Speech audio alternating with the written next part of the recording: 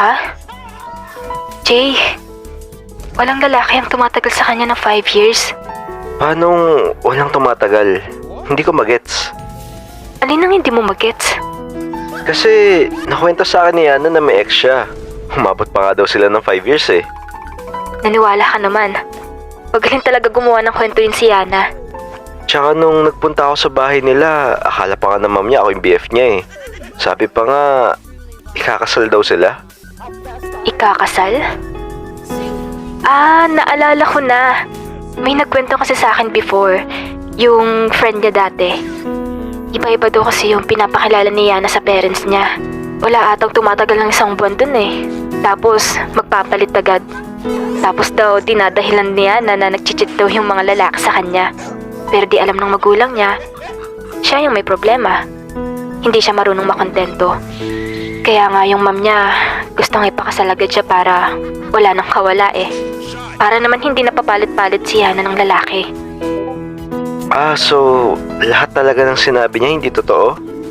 Pero paano yung mom niya? Na napagkamalan pa nga ako yung boyfriend niya na JC pa nga daw yung pangalan eh. JC? Ano yun? Jay Kasuga? Talagang sinakto pa niya sa name mo ah.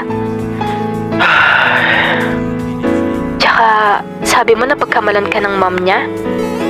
Ano yun? Di ko gets.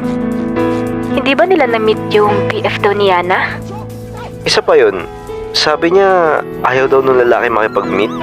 Hindi daw handa eh. Kaya walang idea yung parents niya kung ano yung tsura ni JC. Dapat doon palang nagtaka ka na. Isipin mo 5 years hindi pa nila nakikilala ng parents niya o nakikita yung BF niya. Walang ganong magulang no. Tsaka anong sabi mo? Hindi pa daw ready yung lalaki? Sa loob ng 5 years hindi pa ba siya magiging ready nun? Wow ha, galing gumawa ng kwento. Napatulala ako sa sinabi niya. Kasi mula umpisa hindi ko akalain na iba pala intensyon ni Yana. Sa itsura kong ito, magkakagusto siya sa akin. Di ba dapat pag ganun babae pipili siya ng mas gwapong lalaki? Pero siguro nga based sa kwento ni Kimiko, kahit mga lalaki iniiwasan din siya. Nakakaawa nga yung nanay nun eh. Bakit naman? Wala lang. Sobrang bait kasi ng mom niya. Sinusuportahan siya sa lahat ng bagay.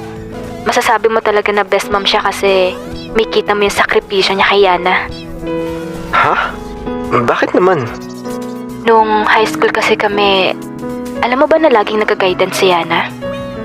Bakit naman daw? Dati kasi nagkakati siya lagi. Tapos lagi na lang may nakakaaway siya noon. Bagsak din yung grade niya kaya pinapatawag lagi yung parents niya. Yung mom niya lagi yung nagmamakaawa para sa grades ng anak niya. Muntik pa kang hindi makagraduate yan nung high school kami eh. Kasi may sinagot-sagot na teacher yan noon. Halos lahat din ata na subject, binaksak siya. Pero yung mom niya yung gumawa ng paraan para makagraduate lang siya. Bigla ako nakaramdam ng awa sa mom niya.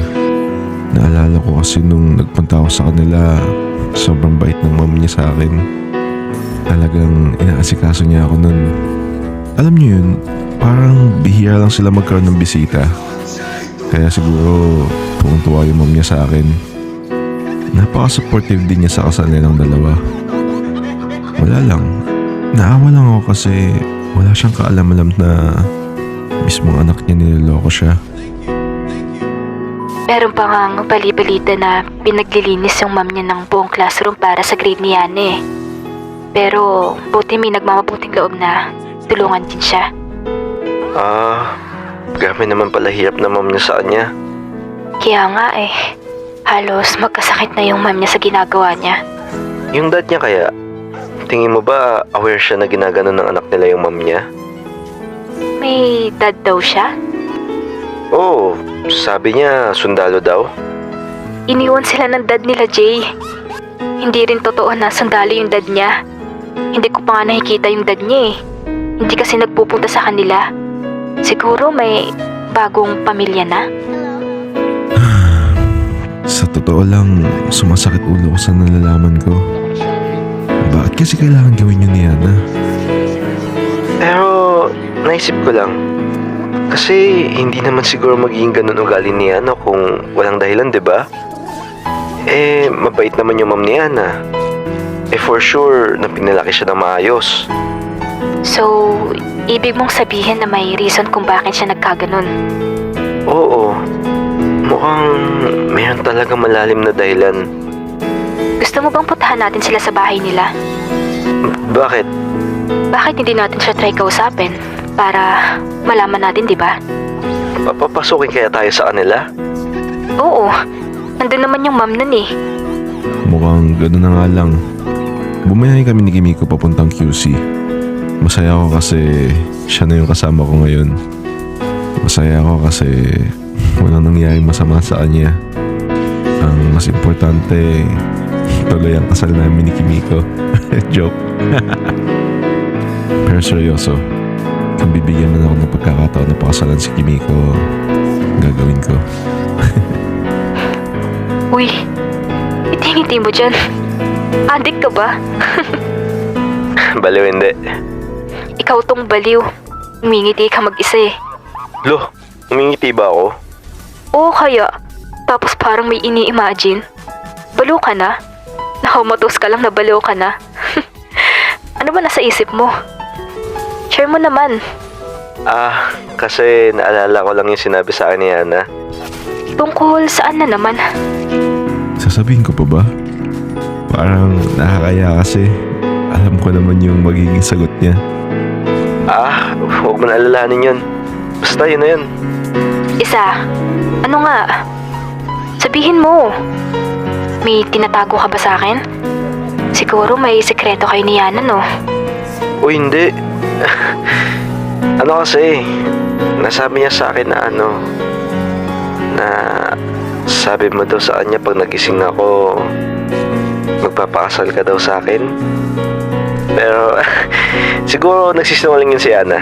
Lahat naman ng sinabi niya, walang katotohanan eh.